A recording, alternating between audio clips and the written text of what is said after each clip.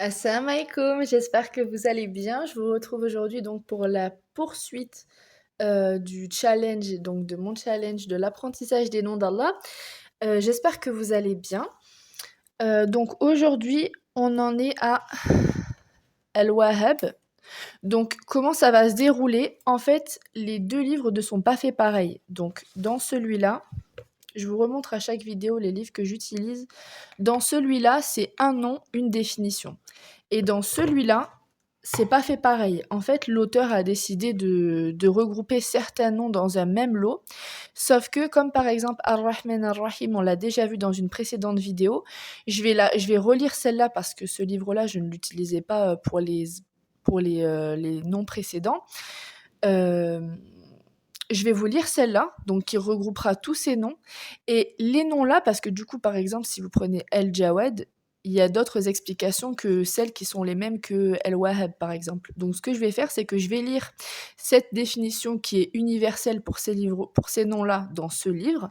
Et dans l'autre livre, je prendrai chaque nom et je vous lirai la définition pour chaque nom. Comme ça, vous avez bien des définitions différentes et des petits points différents d'ici, et donc du coup de tous ces noms-là.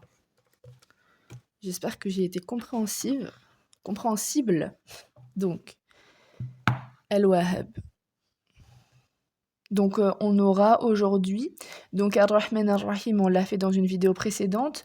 Je vous lirai dans l'autre livre Al-Barr, Al-Karim, Al-Jawad, Al-Wahhab, donc juste après, et Ar-Raouf. Ces nobles noms ont des significations proches. Ils dénotent tout ce qu'Allah a pour qualité la perfection de la clémence, l'infinie bonté et la grande générosité et pitié. Ainsi donc, tous les avantages, plaisirs et bienfaits dont jouissent les mondes célestes et terrestres proviennent d'Allah, de sa miséricorde, sa bonté, son immense générosité. Également, tous les désagréments, malheurs, craintes, dangers et autres nuisances qu'il leur a épargnées, cela est grâce à sa miséricorde et sa bonté. En effet, seul lui peut produire le bonheur, seul lui peut débarrasser du malheur. Sa miséricorde l'emporte sur sa colère, on la remarque à travers la création d'Allah, cela est indéniable, elle a même comblé le ciel et la terre.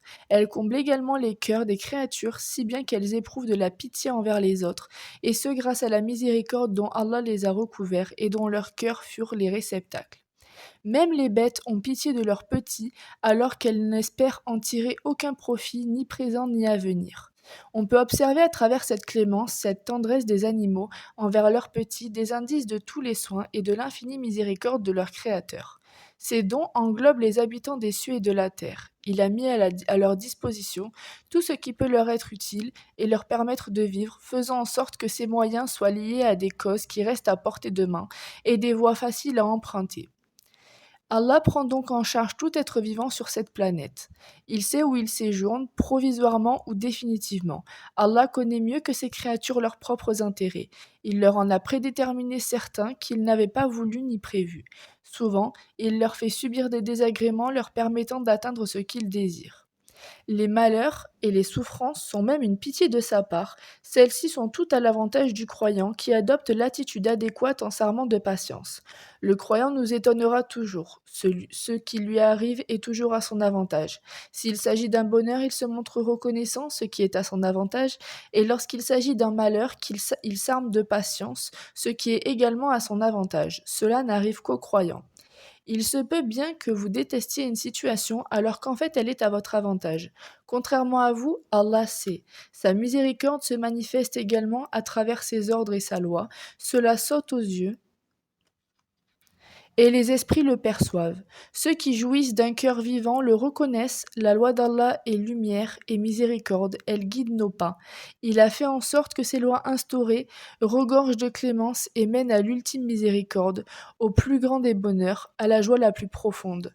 Les nombreuses facilités et autres accommodements dont Allah a doté sa foi montrent clairement l'ampleur de sa miséricorde et de sa générosité. Tous les interdits qu'il a fixés sont miséricorde et de sa générosité. Non, tous les interdits qu'il a fixés sont également une marque de pitié envers les gens car cela permet de protéger leur religion, leur raison, leur honneur, leur corps, leurs bonnes manières et leurs richesses. Toutes les interdictions sont relatives à ces catégories. De plus, Allah a mis les devoirs religieux à la portée de ses esclaves, par des voies relevant de la religion ou de la prédestination. Il nous aide à les mettre en pratique. Cela montre bien à quel point il est clément. Pareillement, il a entouré ses interdits de toutes sortes d'obstacles qui en barrent l'accès, sauf dans le cas où le pécheur est un rebelle dont il n'y a plus rien de bon à tirer. Allah a également instauré différentes peines qui dissuadent les gens de commettre ces interdits et permet de réduire la criminalité de manière considérable. Disons de manière générale que la loi et les ordres d'Allah descendirent accompagnés de clémence, débordant de pitié, et de manière à permettre l'accès à l'éternelle miséricorde, à l'infini bonheur. Donc voilà pour ce nom-là. Et donc là, on prend El-Wahhab, donc seul. Il s'agit d'un nom qui est répété en 3 endroits du noble Coran. Le Très-Haut dit A'udhu billahi minash shaitanir rajim, bismillahir rahmanir rahim.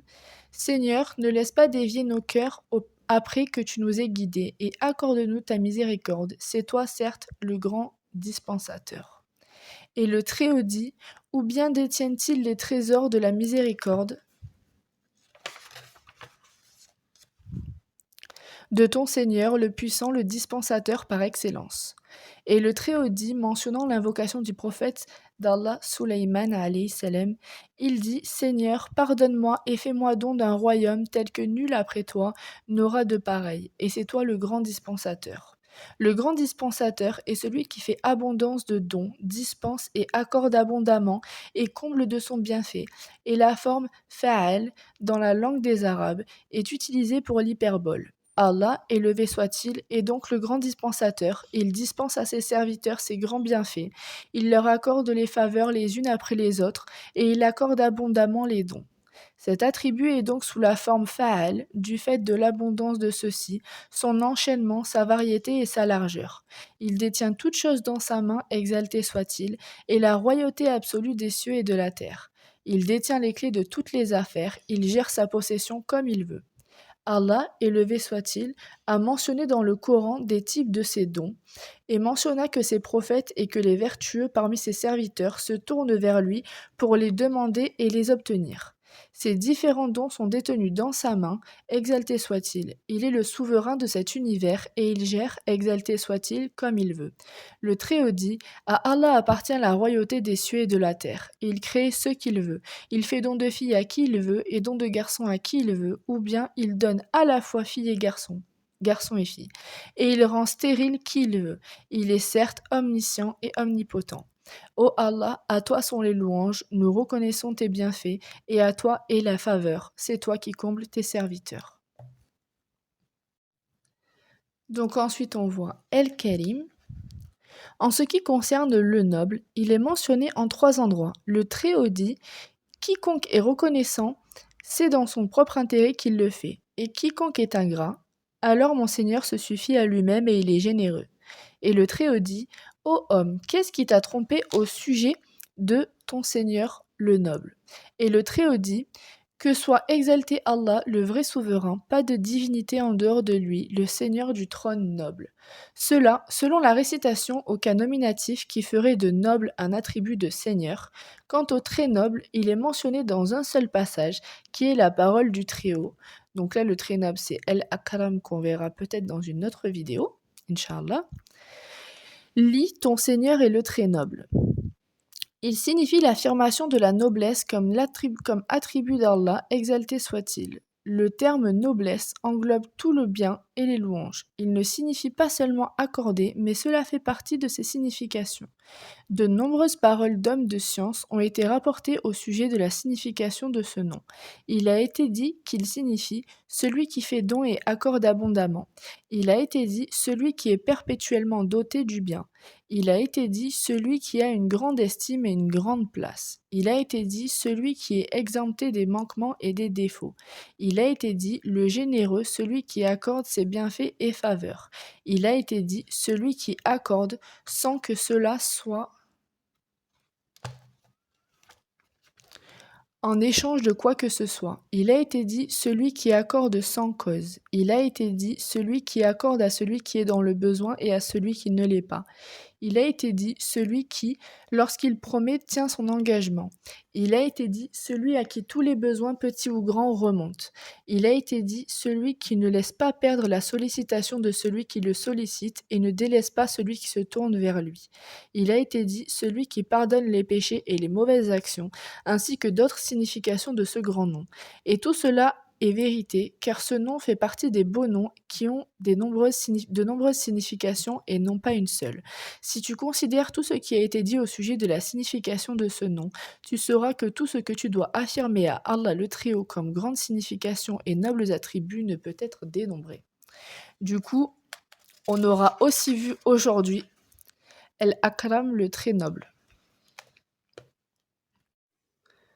On continue donc avec El Barr. Il est rapporté dans le noble Coran, dans un seul passage, qui est la parole du Très-Haut. Antérieurement, nous l'invoquions. C'est lui, certes, le charitable, le très miséricordieux. Sa signification est celui qui englobe sa création entière par sa charité, faveur et don. Il est celui qui accorde les bienfaits, celui qui accorde avec largesse perpétuelle dans la bienfaisance. Il ne cesse et ne cessera d'être décrit par la charité et le fait d'accorder, connu par le fait de combler de faveur et la bienfaisance. Il comble les serviteurs par les bienfaits abondants, les dons consécutifs et les faveurs variées. Il n'y a pas de limite à sa bonté, sa charité et sa générosité. Il est, exalté soit-il, le détenteur de la large générosité, des faveurs consécutives et des dons en abondance. Parmi ce qu'il faut savoir est que le charitable, exalté soit-il, aime ceux qui sont charitables. Il fait rapprocher leur cœur de lui selon la charité dont ils ont fait preuve. Il aime les actes de charité et il récompense pour eux par la guidée, le succès et l'élévation ici-bas et dans l'au-delà. L'origine de la charité est la largesse dans les bonnes actions. Les versets englobant le plus ces caractéristiques sont la parole du Très-Haut. La bonté pieuse ne consiste pas à tourner vos visages vers le levant ou vers le couchant, mais la bonté pieuse est de croire en Allah, au jour dernier, aux anges, aux livres et aux prophètes, de donner de son bien quelque amour qu'on en ait aux proches, aux orphelins, aux nécessiteux, aux voyageurs, indigents et à ceux qui demandent l'aide et pour délier les joues, d'accomplir la prière et d'acquitter la zakat. Et ceux qui remplissent leurs engagements lorsqu'ils se sont engagés, ceux qui sont endurants dans la misère, la maladie et quand les combats font rage, les voilà les véridiques et les voilà les vrais pieux. Et Allah le Très-Haut dit, vous n'atteindrez la vraie piété que si vous faites largesse de ce que vous chérissez. Tout ce dont vous faites largesse, Allah le sait certainement bien. Qatada, qu'Allah lui fasse miséricorde, dit, vous n'atteindrez la piété de votre Seigneur que si vous dépensez de ce qui vous plaît et des biens que vous aimez. Qu'Allah nous accorde à tous la droiture, et nous accorde de son bienfait, de sa charité et de sa bonté, de ce dont nous ne nous attendons pas. Il est certes audient et il répond. Il nous reste donc Ar-Raouf et ensuite nous verrons El-Jawad. Le compatissant, ce nom Ar-Raouf. Ce nom est rapporté dans divers versets du noble Coran. La compassion, comme le dit Ibn Jarir, qu'Allah lui fasse miséricorde, est le plus haut degré de miséricorde. Elle est générale pour toute la création ici-bas et n'en concerne qu'une partie dans l'au-delà. Et il s'agit de ses alliés croyants et de ses serviteurs pieux. Il fait partie des règles utiles que les savants ont rédigées au sujet de la compréhension des beaux noms d'Allah et que la conclusion des versets coraniques par des beaux noms d'Allah indique que le jugement y étant mentionné a un rapport avec ce noble nom qui les conclut. Méditer sur cela fait partie de ce qui aide le plus le serviteur à comprendre les beaux noms d'Allah. En fait partie la parole d'Allah le Très-Haut. Le jour où chaque âme se trouvera confrontée avec ce qu'elle aura fait de bien et ce qu'elle aura fait de mal, elle souhaitera qu'il y ait entre elle et ce mal une longue distance. Allah vous met en garde à l'égard de lui-même. Allah est compatissant envers ses serviteurs. On tire de cela qu'Allah, exalté soit-il, malgré la dureté de son châtiment et la grandeur de sa punition, est compatissant envers ses serviteurs. Fait partie de sa compassion envers eux qu'il fait peur aux serviteurs et les réprimande pour l'égarement et la corruption, ainsi qu'ils soient préservés de leurs mauvaises conséquences et qu'ils soient sauvés de la mauvaise fin. Il, élevé soit-il, par compassion et miséricorde, facilite aux serviteurs les voies avec lesquelles ils obtiendront les biens et les plus hauts degrés, et par compassion et miséricorde. Il met en garde ses serviteurs contre les voies qui les mènent à ce qu'ils détestent. En fait partie la parole du Très-Haut.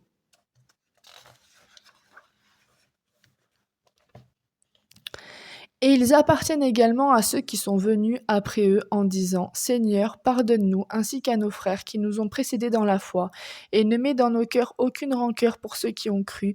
Seigneur, tu es compatissant et très miséricordieux. Il fait partie de la miséricorde d'Allah et de sa compassion envers ses serviteurs croyants qu'il renforce entre eux les liens de la foi, de la religion et de la piété, et qu'il fasse que les suiveurs aiment leurs prédécesseurs tout en invoquant tout le bien pour eux. Quel bon don et noble faveur par lesquels notre Maître, le compatissant, le très miséricordieux, nous a comblés. Et nous finissons donc cette vidéo avec El-Jawad, le munificent. Son nom élevé soit-il, le donateur. Alors, du coup, là on a deux noms. Donc le munificent, je vais quand même lire cette partie, mais on reverra El-Muhti dans une prochaine vidéo, Inch'Allah. Son nom élevé soit-il, le donateur, est rapporté dans l'authentique d'Al-Bukhari du hadith de Muawiyah, radiallahu anhu, qui rapporte que le prophète d'Allah sallallahu alayhi wa sallam dit: Celui pour qui Allah veut du bien, il lui accorde la compréhension de la religion. Allah est le donateur et je suis celui qui partage. Cette communauté ne cessera d'être apparente face à ceux qui s'opposent à elle, jusqu'à ce qu'arrive l'ordre d'Allah et ils seront apparents. Son nom béni et élevé soit-il, le munificent, donc là, El-Jawad, est rapporté dans le hadith Qudsi d'après Abu Dar radiallahu anhu, qui rapporte que le prophète sallallahu alayhi wa sallam a dit: Allah le Très-Haut dit: Ô mes serviteurs, vous êtes tous égarés, sauf celui que j'ai guidé. Et à sa fin se trouve: Ceci parce que je suis munificent et glorieux, je fais ce que je veux. J'accorde par une parole et je châtie par une parole. Si je veux quelque chose, je lui dis soit et elle est. Le munificent signifie celui qui donne abondamment, celui dont la munificence englobe tous les êtres. Il les emplit de ses bienfaits, sa générosité et ses faveurs diverses. La créature ne se voit pas privée de sa bienfaisance, pas même le temps d'un battement de cils. Ibn el-Qayyim, qu'Allah lui fasse miséricorde, dit: Il, exalté soit-il, aime que ses serviteurs espèrent en lui demandant son bienfait, parce qu'il est le véritable souverain, le munificent. Il est le plus généreux de ceux à qui on demande, et il est le plus large en dons de ceux qui accordent. Ce que le munificent aime le plus et que l'on espère en lui et qu'on lui demande. Et dans le hadith, celui qui ne demande pas à Allah, il se met en colère contre lui. Ce que l'on espère du munificent et généreux, exalté soit-il, et qu'il nous comble tous de son bienfait par l'accomplissement des causes menant à l'obtention de sa munificence et de sa générosité, et qu'il nous accorde protection contre les causes menant à son courroux, son châtiment et sa vengeance. La munificence est sa munificence, les bienfaits sont ses bienfaits, et l'ordre lui appartienne auparavant et après, seul, sans associé. Voilà donc pour les noms d'Allah. Donc on a vu El-Wahhab, on a vu El-Barr, on a vu El-Karim, on a vu El-Jawad, on a vu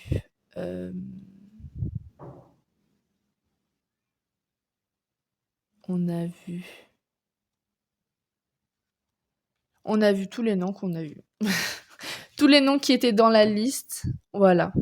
On a vu El-Jawad, on a vu Al-Raouf, on a vu Al-Barr, on a vu El-Karim, on a vu El-Wahhab. Et on en a vu un autre qui était avec El-Wahhab, il me semble. Donc voilà pour aujourd'hui. C'était une vidéo plus longue qu'à l'accoutumée, mais comme je vous ai dit, quand il y a certains longs passages, je préfère vous lire tous les noms également, pas à l'unité, mais comment dire, séparément à l'unité. N'importe quoi. Séparément. Comme ça, vous avez bien plus d'informations et Inch'Allah, je me répète, mais je vais vraiment acheter plus de livres sur les noms d'Allah pour vous fournir encore plus d'informations, Inch'Allah. J'espère que cette vidéo vous a plu et n'hésitez pas à vous abonner, à liker, à commenter, à partager, à me dire si vous faites ce challenge, comment je peux améliorer les choses. Je suis ouverte aux propositions. Et puis je vous dis à demain pour le ou les prochains noms d'Allah. Assalamu alaikum.